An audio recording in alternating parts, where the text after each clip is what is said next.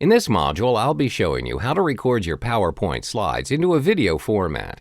Once you've prepared all your slides, what you need to do is click on the File tab and choose Save and Send. From there, look for Create a Video option. Choose the Computer and HD Displays out of the remaining three options here.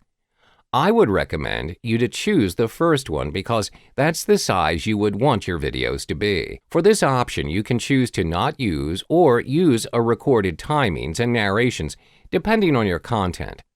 I'll choose the first one for this example. Also note how you can set the default transition speed on each slide. Let's just go with 3 seconds for each slide. Click Create Video, choose your file destination, rename it, and start saving the video. As you can see, the default video format is in WMV. Not the best video format out there, but we're going to change it later in this module. There you have it, you've recorded your slides into a video. For this section, I'll show you how to set your PowerPoint slides to a high-definition landscape mode. Click the Design tab. From there, click on Page Setup, and a window box will pop up. Click the drop-down button for and choose On-Screen Show 16 by 9 option. Make sure that the slide orientation is set to Landscape. That's it. This will ensure that your video will be saved at its best resolution for your content. So make sure you set this setting first before you start filling your slides with content. Next, you'll learn how to add transitions and animations to your slides. Time to add transitions and animations to your content videos. To begin with, start with clicking on the Transition tab on top of the screen. As you can see, there is a range of transitions that you can choose from. Simply choose one that you wish to put on your slides. Let's go with the Push option. Now, if you go to the Effect options, it gives you an additional effect to the Push option. You can set the direction of the effect from bottom, left, right, and top. What's more, you can allocate the time taken for the effect to be applied. You can set it to appear slower or faster than the default 1-second timing. Just change the duration and click on the effect to see it in action. Should you find the effect suitable to your content, simply click Apply to All, and the same effect will be applied to all the slides. That sums up the creation of transitions to your slides. Now it's time to add animations to your text. First of all, click on the text box. Next, look for the Animation tab on top, and a set of animation will be shown. Pick any animation that you would like to use for your text, for example, fly-in. Similarly, the Effect option is available if you want to change the direction of the animation. In addition to that, click on the Animation pane. If you have more than one animation in a slide, you need to arrange the sequence to show which comes first, second, and so on. For example, you would want the first animation to start with Previous, meaning the text will appear automatically after the whole slide emerges. You can set its individual timing and delay if you want to. Let's add another text animation.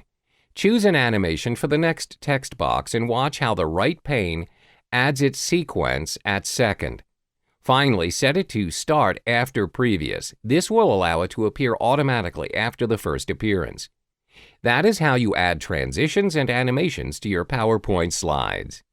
In this module, I'll be showing you how to edit both images and background images for your slides. Keep in mind that both have different purposes for your content, and that includes editing them. First, I'll show you how to add and edit images. Simply click on Insert from the tab and choose Pictures. A new window will pop up, prompting you to choose the picture that you want to use. Once you've chosen a picture, it will be added to your slide. To edit the picture, all you need to do is click on the picture, and as you can see on top of the screen, a new tab, Format, appears.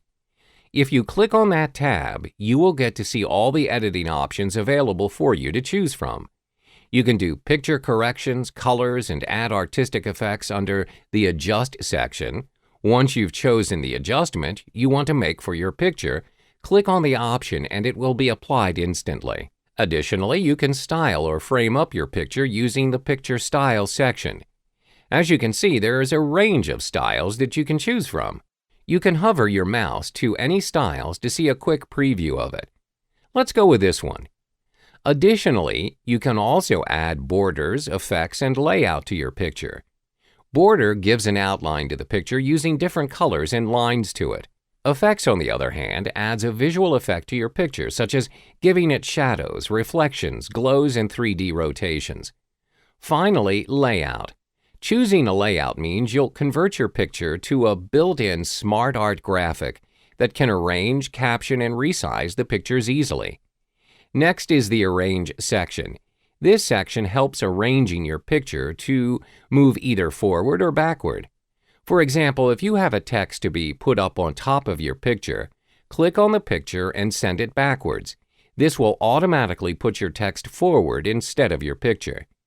Next and final section is the size. If you ever need to crop your picture, click Crop and adjust the picture the way you want it to be cropped.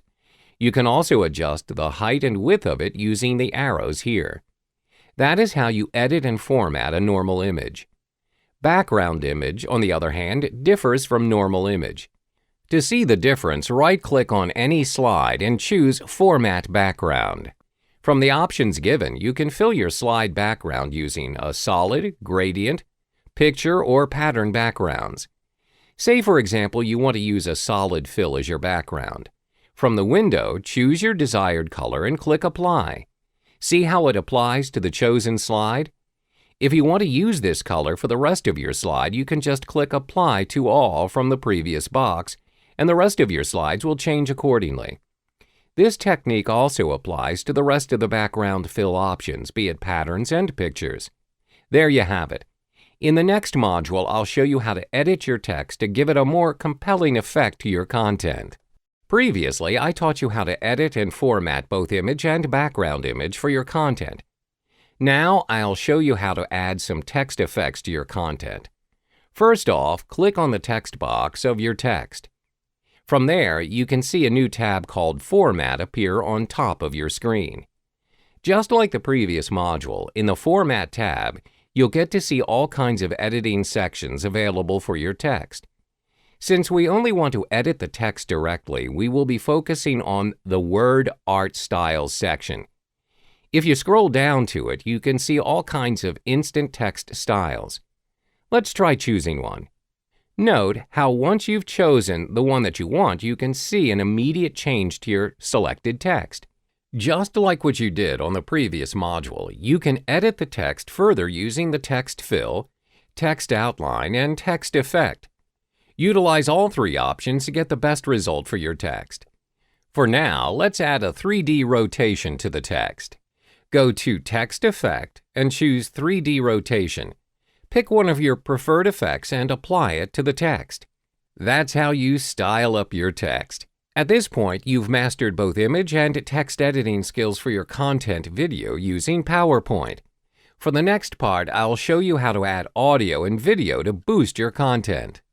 Welcome back. In this module, we're going to insert audio and video to your PowerPoint slides. First of all, for video, all you need to do first is to click on the Insert tab. Then, to the far right, click on the Audio button. Choose Audio from File to start importing your preferred audio from your computer. Once you insert the audio, a speaker and controller icon will appear. You can drag the icon to any position in slide. That's about it for adding audio. For video, go to the same Insert tab, look for Video, and click Video from File. Choose your desired video and resize it to fit your slide. Just click the Play button if you want to review the video. That's all for adding audio and video to your PowerPoint slides. Finally, in the next module, we're going to convert your default PowerPoint video format to a higher definition video format. We've reached the final module on creating content using PowerPoint videos. Previously, when you saved your PowerPoint project to a video, it will automatically be in WMV format. Personally, this is not a reliable video format. The video format that I would suggest you use is MP4. It is high definition and works amazingly across multiple platforms, both online and offline. For this purpose, we're going to use a free converting software called AnyVideo Converter. First, click the Add or Drag Files and choose the WMV PowerPoint video. Then you need to change the video format output. Click the box besides Convert Now and scroll all the way down to find Customized MP4 Movie. This is the option that you need to choose. Next is the video size. Below the preview panel is the basic settings box. Click on the video size and make sure that it follows the original size of your video. In this case, it is 1280 by 720. Don't forget to set the output folder of your video. If everything is in order, click Convert Now. Depending on the size of your video, the time taken for it to be converted will vary. As you can see, once your video has been converted, it is now in MP4. Congratulations! You've successfully created a fresh new content video using only PowerPoint slides and converted it to MP4 video format.